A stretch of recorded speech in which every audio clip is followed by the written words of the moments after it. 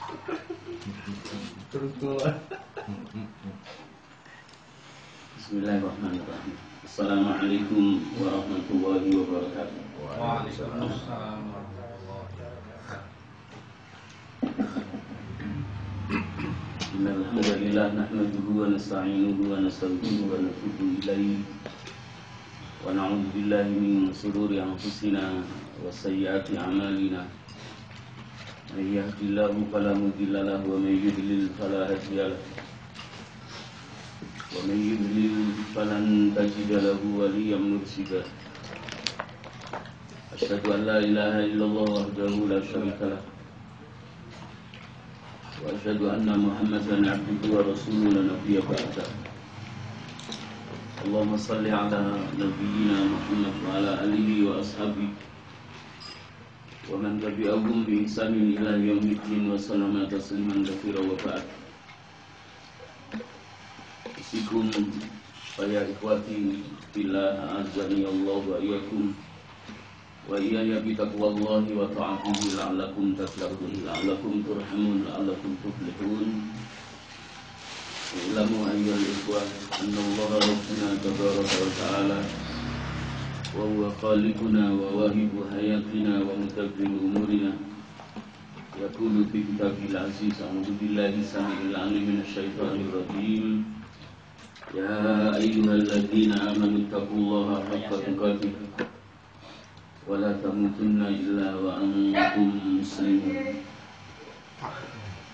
Wa yaqulu Allah tabaraka wa ta'ala fi ayatin ukhra, ya ayyuhan nasu taqu rabbakum alladzi khalaqakum min nafsin wahidah wa khalaqa minha zawjaha wa batha minhuma rijalan katsiran wa nisaa'a wattaqullaha alladzi tasaaluna bihi wal arham innallaha kana 'alaikum raqiba.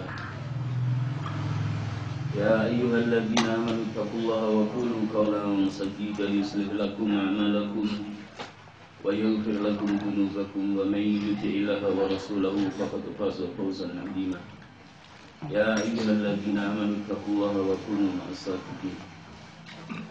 Allahumma inna nas'aluka 'ilman nafi'a wa rizqan thayyiban wa 'amalan mutaqabbala wanfa'na bima 'allamtana wa 'allimna ma yanfa'una wa zidna 'ilman. Allahumma inna na'udzubika min 'ilmin la yanfa' wa qalbin la yakhsha wa min nafsin la tasba' wa min da'watin la yustajabu laha. Allahumma musarrifal qulub sarrif qulubana 'ala ta'atika wa 'ala ta'ati rasul. Amma ba'd. Para ikhwah a'azzani Allah wa iyyakum. Alhamdulillahi rabbil alamin. Segala puji hanyalah milik Allah Subhanahu wa taala, Tuhan semesta alam. Kita bersyukur kepadanya atas nikmat-nikmatnya yang Allah karuniakan kepada kita sampai malam hari ini. Nikmat kesehatan secara fisik, secara jasmani, nikmat kesempatan, nikmat hidayah taufik, Allah memberi pertolongan kepada kita, dan juga nikmat hidayah irsyad.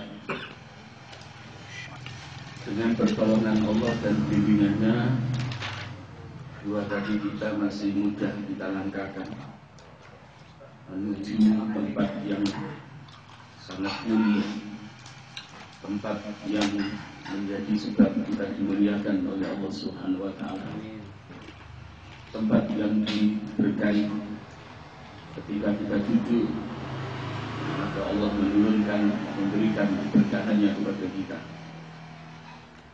Tempat yang menjadi saksi amal soleh yang kita tunaikan, tempat yang mengantarkan kita mendapatkan kemudahan menuju surga Allah Subhanahu wa taala. Sebagaimana Rasulullah SAW bersabda 15 abad yang lalu menyampaikan kepada para sahabatnya, dan sabdanya sampai kepada kita yang hidup di akhir zaman. Man salaka tariqan yaltamisu fihi ilman sahhalallahu lahu bihi tariqan ilal jannah. Barang siapa yang meninggalkan yang tujuannya adalah untuk menambah ilmu tentang Allah Subhanahu wa Ta'ala, ilmu yang bersumber dari Al-Quran, ilmu tentang Rasulullah Sallallahu Alaihi Wasallam, ilmu untuk menyempurnakan, membangun amal solih, ketaatan kita kepada Allah Subhanahu wa Ta'ala, sehingga amal solih kita dan ketaatan kita kepada Allah menjadi ketaatan dan amal solih yang sempurna. Para ikhwah a'azzani Allah wa iyyakum, mudah-mudahan untuk kita pada malam hari ini di majelis ini mengantarkan kita untuk semakin lebih mendalami ajaran agama kita, ajaran agama Islam, agama yang harus kita jaga, agama yang harus kita pelajari, syariat-syariat yang Allah tetapkan, agama yang harus kita perjuangkan, agama yang harus kita cintai, agama yang harus kita dakwakan bersama-sama.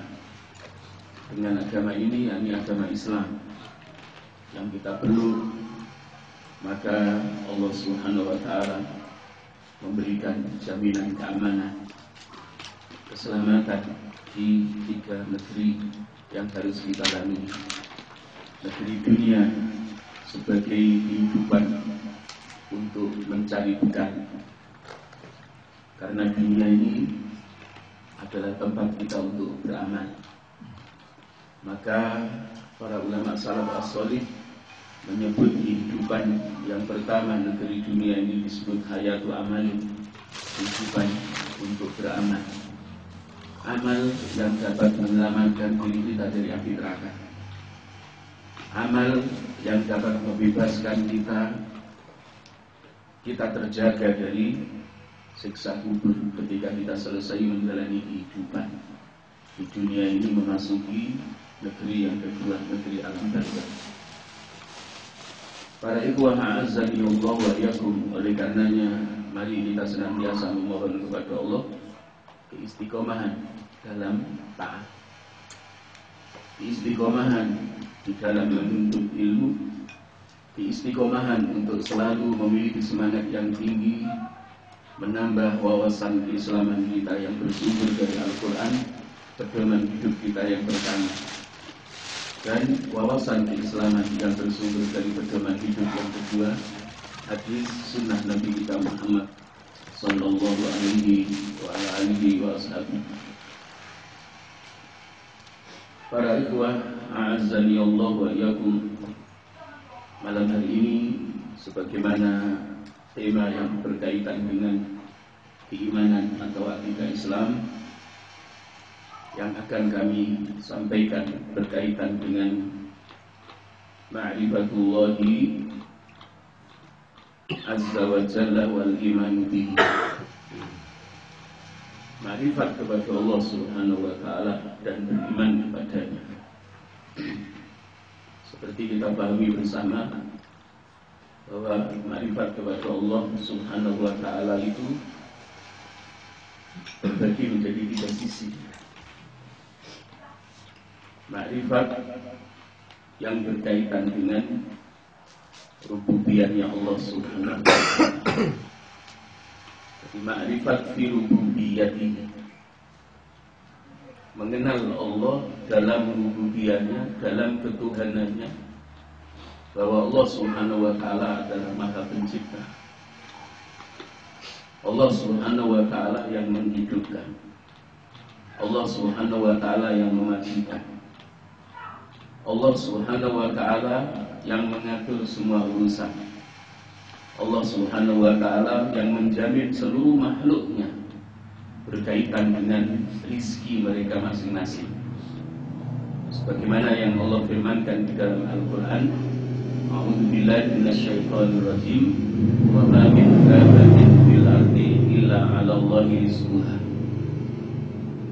Ayat ini berkaitan dengan rububiyah Allah Subhanahu wa Ta'ala, kaitannya menjamin rizki bagi setiap makhluk yang Allah ciptakan, dari golongan manusia maupun makhluk selain selain manusia. Maka makrifat kepada Allah di poin yang pertama ini harus kita kokohkan. Karena ketika seorang muslim, seorang muslimah, seorang mukmin, seorang mukminah makrifatnya kepada Allah dalam rububiyahnya, maka beriktimatnya, bersandarnya kepada Allah itu kuat. Allah yang maha melindungi, Allah yang maha menolong. Maka ketika makrifat dalam rububiyah Allah ini yang merupakan tauhid yang pertama, yang harus kita tanamkan di dalam hati kuat-kuat sehingga teristiqomahkan di dalam kalbu kita, maka tiada seorang muslim ketika dia membutuhkan perlindungan kecuali hanya berlindung kepada Allah Subhanahu wa taala. Tiada seorang mukmin dan mukminah ketika membutuhkan pertolongan maka hanya meminta pertolongan kepada Allah Subhanahu wa taala. Karena tauhid rububiyah ini memperkuat keyakinan di dalam dada kita Allah yang maha kuasa, tidak ada kekuasaan selain Allah. Tidak ada zat yang maha kuasa selain Allah. Tidak ada zat yang maha pelindung selain Allah Subhanahu wa taala. Tidak ada zat yang maha memberi pertolongan kecuali Allah Subhanahu wa taala. Yang menghidupkan Allah, yang mematikan Allah, yang mengatur semua urusan, menentukan nasib baik dan buruk Allah Subhanahu wa taala. Maka ketika kita minta bagian dari nasib baik kita melalui doa yang kita panjatkan kepada Allah, langsung kepadanya. La yuradul qada illa bidu'a. Qada, takdir, keputusan yang Allah tetapkan yang terbagi menjadi dua. Ada takdir khair, baik, dan ada takdir buruk. Itu ketika kita ingin dirubah ketetapan takdir buruk yang seharusnya berlaku pada diri kita, dan hakikatnya sebelum terjadi kita tidak paham, maka sunnahnya adalah doa. Jadi doa itulah ketika ada kekhawatiran takdir buruk yang Allah tentukan bagi diri kita, kemudian ada kekhawatiran kalau dengan takdir buruk yang Allah tetapkan atas diri kita, kemudian kita tidak memiliki kesabaran dalam menerimanya, maka dengan doa yang kita sampaikan, yang kita panjatkan kepada Allah Subhanahu wa taala, maka Allah akan merubah ketetapannya. Yang huwa ma yasa wa yusbih. Allah itu punya otoritas untuk menghapus, mendelete apa yang Ia kehendaki, dan punya otoritas, punya hak untuk menetapkan apa yang sudah Allah tetapkan. Kembalinya adalah kepada doa. Kuatnya doa yang kita panjatkan kepada Allah Subhanahu wa taala. Para ikhwah a'azzani Allah wa iyyakum, oleh karenanya mari harus selalu kita jaga tauhid rububiyah kita. Ketika tauhid rububiyah kita terjaga, maka kita tidak akan lari kepada selain Allah di saat Allah menetapkan takdir buruk kepada kita. Berlindungnya kita, memohon pertolongannya kita hanya kepada Allah Subhanahu wa taala. Kemudian makrifat yang kedua adalah makrifat tentang uluhiyah Allah Subhanahu wa taala.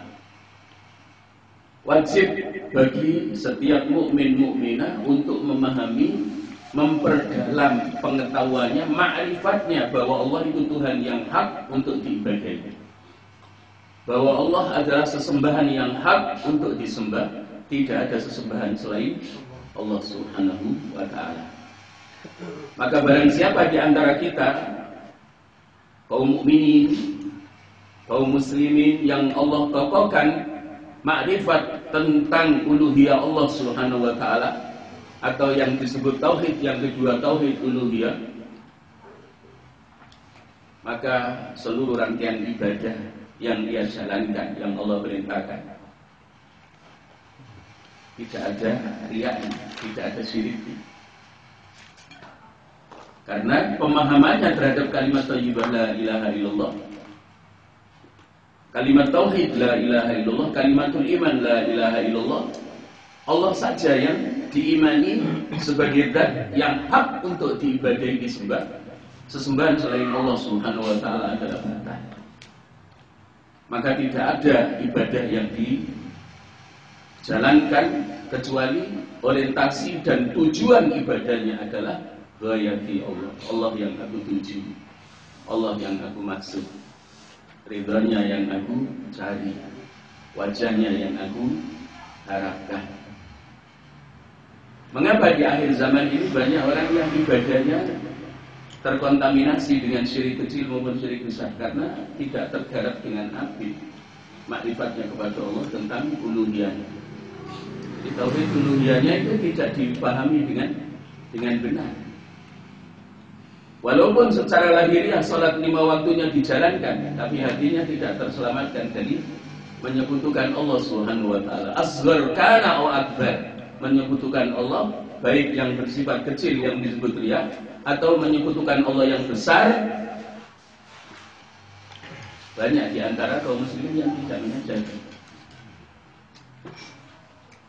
Maka ketika makrifat kita kepada Allah itu mendalam, makrifat yang berkaitan dengan rububiyah Allah yang disebut tauhid rububiyah, makrifat kita tentang uluhiyah Allah yang disebut dengan tauhid uluhiyah, kemudian yang ketiga adalah makrifat kepada Allah tentang asma dan sifatnya, maka insya Allah amal salih yang kita bangun di atas 3 tauhid ini, 3 kemakrifatan ini akan dapat dilaksanakan dengan sempurna. Karena terjaga amal salihnya, memenuhi syarat sahnya amal, pakai panduan Al-Quran dan As-Sunnah. Kemudian syarat diterimanya amal, syartu qabulil amali terjaga. Ikhlasnya hati hanya tertuju kepada Allah Subhanahu wa taala. Para ikhwah a'azzani Allah wa iyyakum, berkaitan dengan bab ma'rifatillah azza wa jalla wal imanu bihi. Bab ma'rifatillah azza wa jalla wal imani bihi. Tema tentang ma'rifat kepada Allah Subhanahu wa taala yang maha mulia dan maha agung dan mengimaninya. Allah Subhanahu wa taala juga berfirman di dalam surah Thaha ayat 14. Sering kami sampaikan juga di majelis ini, surah Thaha ayat 14, untuk mengawal iman kita kepada Allah dan ma'rifat kita kepada Allah Subhanahu wa ta'ala. A'udzu billahi minasyaitonir rajim. Innani anallah la ilaha illa ana fa'budni wa aqimis salata li dzikri.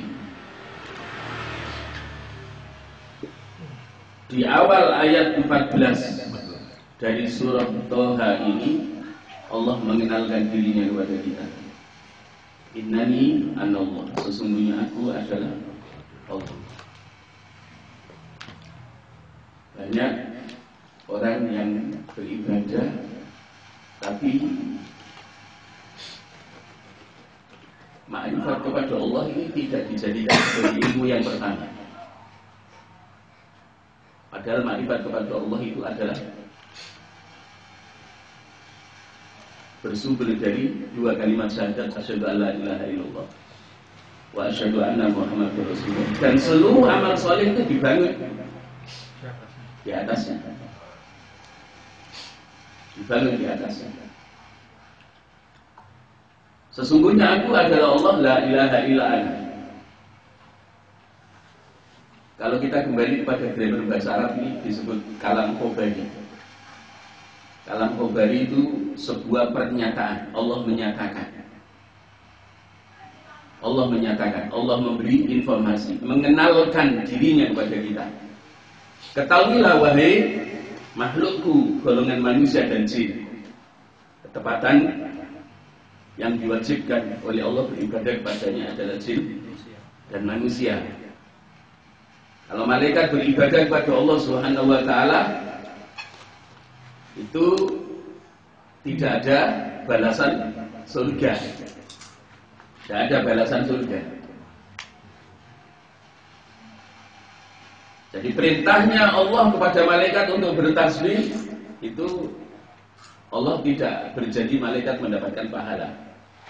Tapi justru istighfarnya malaikat yang merupakan bagian dari perintah Allah, di mana mereka diperintahkan untuk beristighfar, istighfarnya itu bermanfaat bagi orang-orang mukmin dari golongan manusia dan dari golongan jin.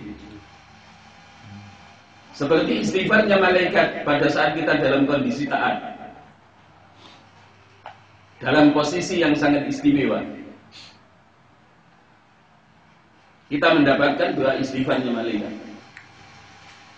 Di saat kita segera pergi ke mushola atau masjid, ketika Allah memanggil kita melalui seorang muadzin yang memberi informasi bahwa waktu salat telah tiba, waktu salat subuh telah tiba, waktu salat zuhur telah tiba, waktu salat asar telah tiba, waktu salat maghrib telah tiba, waktu salat isya telah tiba. Kemudian panggilan Allah itu kita jawab seperti adzan yang dikumandangkan oleh seorang muadzin, yang seorang muadzin itu hakikatnya adalah mewakili Allah Subhanahu wa taala memberitahu kepada kita saatnya madhab. Saatnya madhab. Sehari semalam itu kita diwajibkan madhab kepada Tuhan, kepada Allah Subhanahu wa taala. Dan sehari wajib, tidak boleh kurang. Yang lebih sempurna ditambahi 2 waktu. 2 waktu yang dimaksud apa? Waktu duha, waktu syuruk, sama waktu sepertiga malam yang terakhir.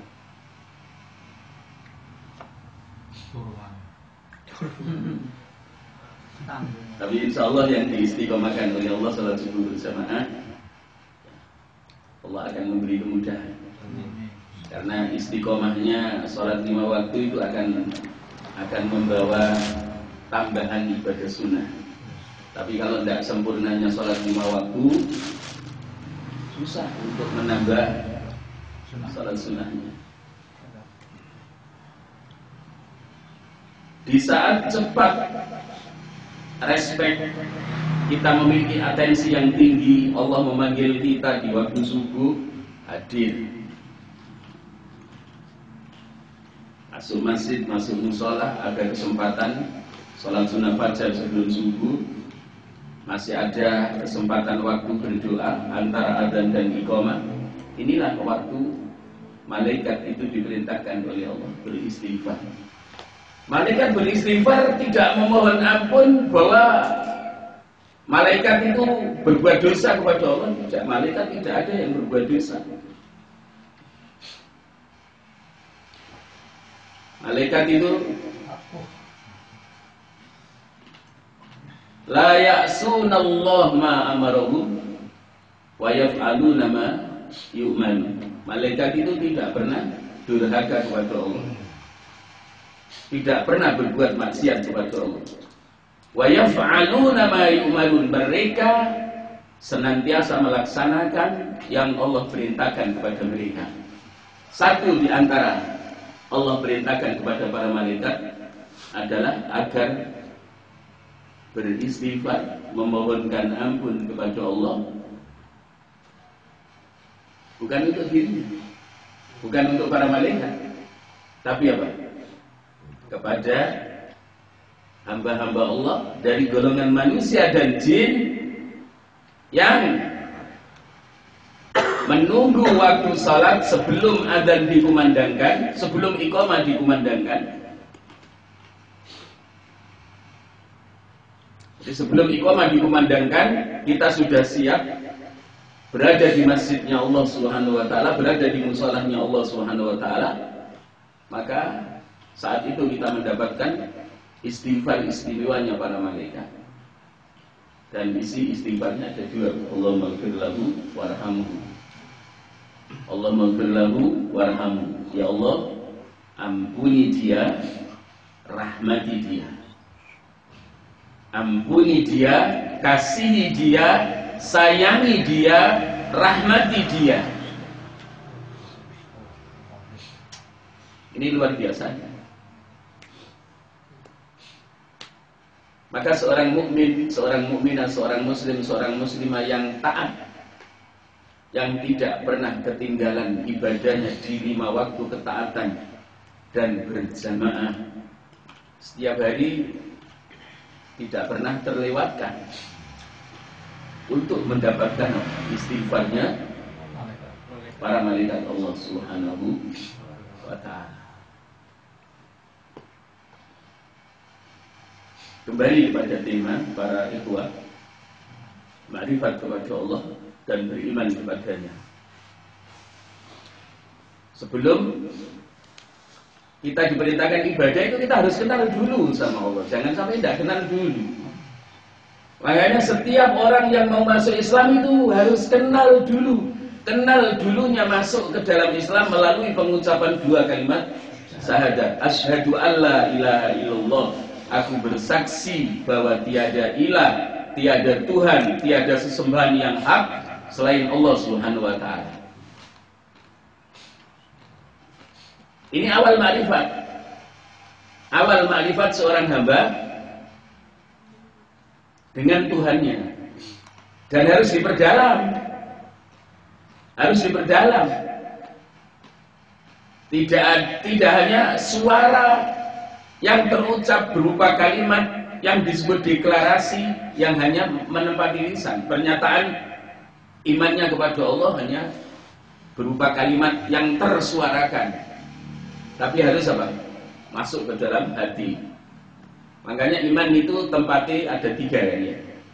Jadi ma'rifatnya kepada Allah itu tempatnya itu tidak hanya cukup di mulut. Wahai Tuhan, wahai Allah, aku kenal denganmu. Kemudian aku bersaksi bahwa tiada ilah, tiada Tuhan, tiada sesembahan yang hak selain dirimu.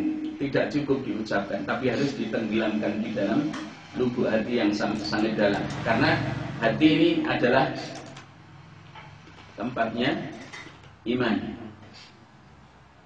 Untuk sahnya pernyataan iman kita harus disuarakan. Makanya apa? Paman Rasulullah SAW yang bernama Abu Thalib itu walaupun di dalam hatinya membenarkan risalah tauhid yang dibawa oleh keponakannya Rasulullah SAW, tapi karena tidak mau mengucapkan 2 kalimat syahadat, tidak dihukumi. Layak pun musliman, dia tidak dihukumi sebagai seorang muslim. Tapi seandainya ketika Rasulullah SAW saat memerintahkan pamandanya Abu Thalib diperintahkan untuk mengucapkan 2 kalimat syahadat yang sebenarnya dia sudah yakin bahwa agama yang dibawa keponakannya Rasulullah SAW adalah agama yang hak. Tapi gara-gara didengkot kafir Quraisy Mekah yang sudah lebih dulu datang, paman Rasulullah SAW Abu Thalib lebih terpengaruh dengan apa? Dengan didengkot kafir Quraisy Mekah. Sehingga apa? Keponakannya yang sangat dicintai dan selalu menopang dakwah tauhidnya Rasulullah SAW sebagai pesannya yang terakhir, detik-detik ketika dia hendak dimatikan oleh Allah Subhanahu wa ta'ala, tidak mau menerima kalimat thayyibah la ilaha illallah. Sebagai bukti makrifatnya, kenalnya seorang hamba kepada Allah itu lewat ucapan ini, kalimat thayyibah la ilaha illallah. Maka Rasulullah SAW bersabda, qulu la ilaha illallah tuflihun. Ucapkan kalimat thayyibah la ilaha illallah, maka kalian akan berbahagia. Kalian akan beruntung. Diucapkan, kemudian diekstrak, diinstal di dalam hati. Lalu praktek kehidupannya sehari-hari setelah kenal Allah Subhanahu wa ta'ala, yang kita imani sebagai Rabb kita, Tuhan kita, ibadah kita hanya kepada Allah Subhanahu wa ta'ala. Di tempatnya Tempatnya makrifat ya di dalam hati. Kalau di dalam hati belum ada keyakinan dan keimanan, maka tidak akan apa? Seseorang itu mau masuk Islam kemudian apa? Mengucapkan dua kalimat syahadat. Jadi kalimat syahadat tauhid itu sebagai bukti makrifat kita kepada Allah. Dan syahadat Rasul itu adalah sebagai bukti makrifat kita kepada Rasulullah sallallahu alaihi wa ala alihi wa ashabi. Dan dua kalimat yang merupakan bagian dari makrifat kita kepada Allah dan makrifat kita kepada Rasulullah SAW ini menjadi bagian dari kalimat yang harus selalu kita baca di dalam sholat kita pada saat kita tasyahud itu. Secara implisit dua kalimat syahadat ini yang sebenarnya adalah kita diperintahkan oleh Allah untuk menginstal dan mengekstrak ulang itu apa? Supaya tambah kuat gitu loh. Berapa kali dua kalimat syahadat ini yang menunjukkan sebenarnya syahadat yang pertama adalah bukti dari makrifatnya kita kepada Allah, pengakuan kita bahwa Allah Subhanahu wa taala itu sembahan yang hak. Untuk disembah selain Allah tidak ada sesembahan selain Allah yang hak.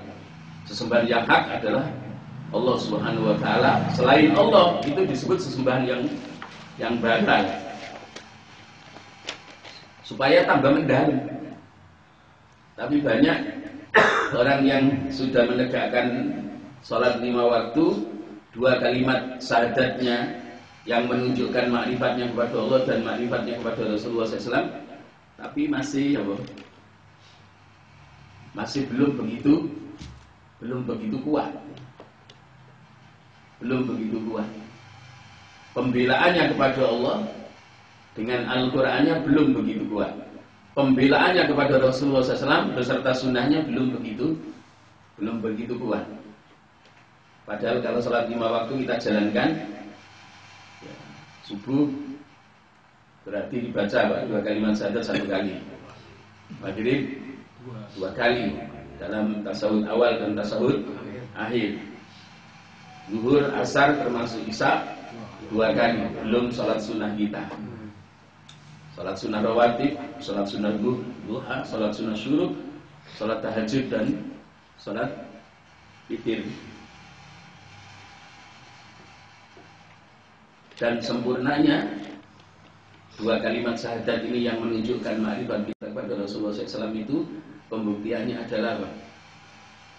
Ketika ada di antara saudara kita yang tergelincir melakukan perbuatan syirik, itu walaupun kita tidak melakukan, kita terasa ngeri.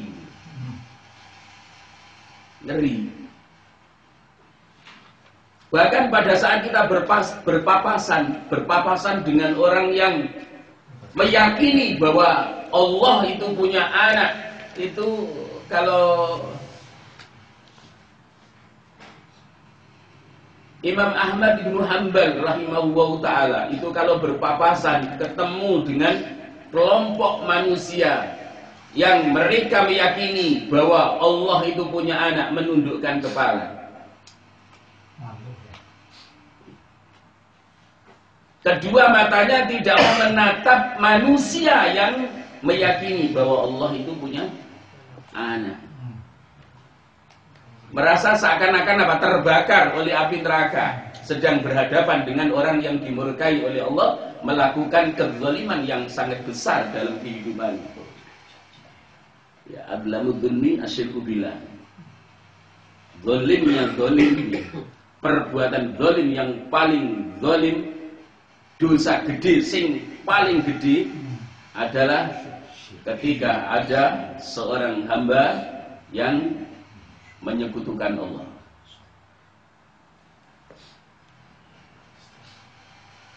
Sampai ada perasaan tidak selamat, khawatir kalau ketika berpapasan orang itu kemudian menerima adab dari Allah Subhanahu wa taala, kecepretan.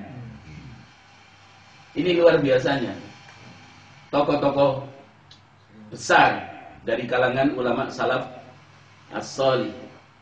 Bagaimana kokohnya, sempurnanya ma'rifatnya kepada Allah Subhanahu wa taala dari syahadat tauhidnya. Bagaimana sempurnanya dan kokohnya, istiqomahnya kema'rifatannya kepada Rasulullah sallallahu alaihi wasallam sebagai khatamul anbiya wal mursalin. Maka ilmu tauhid itu adalah ilmu yang pertama. Pesannya Rasulullah SAW kepada Mu'adz bin Jabal ketika menjadi dutanya Nabi, dikirim sebagai seorang dai untuk mengajarkan Islam ke Yaman.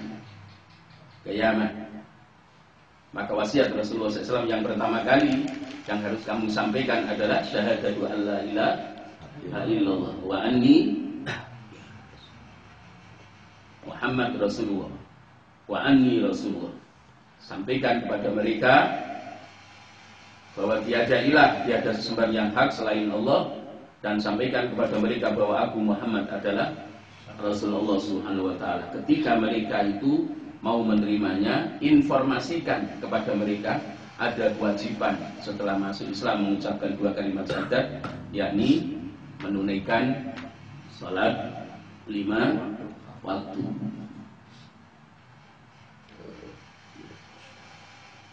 Kembali ke ayat 14. Para ikhwah azanillah wa iyyakum, surat Thaha tadi. Jadi sebelum kita diperintahkan diwajibkan beribadah, itu Allah mengenalkan dirinya supaya kita kenal dulu. Innani, sesungguhnya aku Allahu Allah. Innani anallah. Innani, sesungguhnya aku, ana aku, Allahu Allah. Innani sak temene ingsun, ana utawi ingsun, Allahu iku Allah. Aku iki lho Allah. Allah mengenalkan dirinya kepada kita. Hei manusia, aku yang menciptakan kalian. Hei jin, aku yang menciptakan kalian. Aku kenalkan diriku, aku iku lho Allah Tuhanmu yang menciptakan kalian. Sesungguhnya aku adalah Allah. La ilaha illa ana. Nah, di sini Allah memperkuat tauhidnya kita kepadanya. Allah memperkuat tauhidnya kita kepadanya, ma'rifatnya kita kepadanya. Setelah mengenalkan dirinya bernama Allah, la ilaha illa ana. Tidak ada ilah, tiada Tuhan yang hak untuk disembah. Tidak ada sesembahan yang hak kecuali aku. Aku adalah sesembahan yang hak, tidak ada sesembahan selain aku. Ini mengokohkan iman di dada kita melalui kalimat thayyibah la ilaha illallah. Siapa yang kalimat thayyibahnya diterima oleh Allah, Allah jawab, qulu la ilaha illallah tuflihu. Katakan, Rasulullah SAW menyampaikan kepada para sahabatnya, kepada kita, katakan, ucapkan la ilaha illallah, tiada ilah, tiada sesembahan yang hak selain Allah. Tuflihu, kalian akan beruntung, kalian akan berbahagia. Maka ketika kalimat thayyibah la ilaha illallah, syahadat tauhid kita itu diterima oleh Allah. Pada saat kalimat thayyibah la ilaha illallah menjadi bagian dari zikir kita untuk mengupdate dan mengistiqomahkan, memperbarui iman kita kepada Allah Subhanahu wa taala, Allah menjawab, shadaqta ya abdi la ilaha illa ana.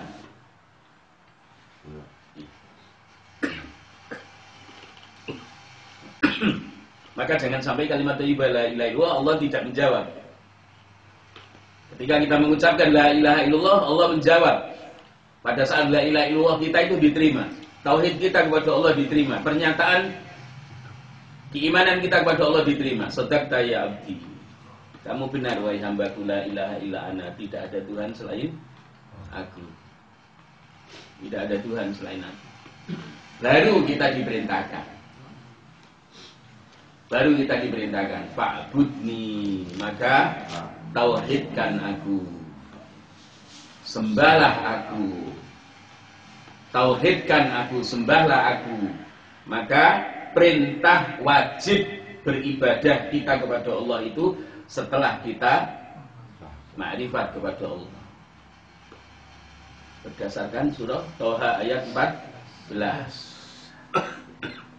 Nah, ibadahnya melalui apa? Kewajiban yang pertama sebagai penutup akhir ayat 14 dari surah Toha, wa aqimis salata lidzikri, tegakkan salat. Ini mukhotabnya Kanjeng Nabi. Kanjeng Nabi yang diperintahkan, Rasulullah SAW yang diperintahkan. Wa akim lan jumenengake sapa sira hi Rasulku Muhammad as-salata ing salat. Orang Jawa biasanya gimana sembahyang, salat ya. Ya salat jangan dimaknai sembahyang. Sembahyang ini bahasa ya. Sembahyang widi.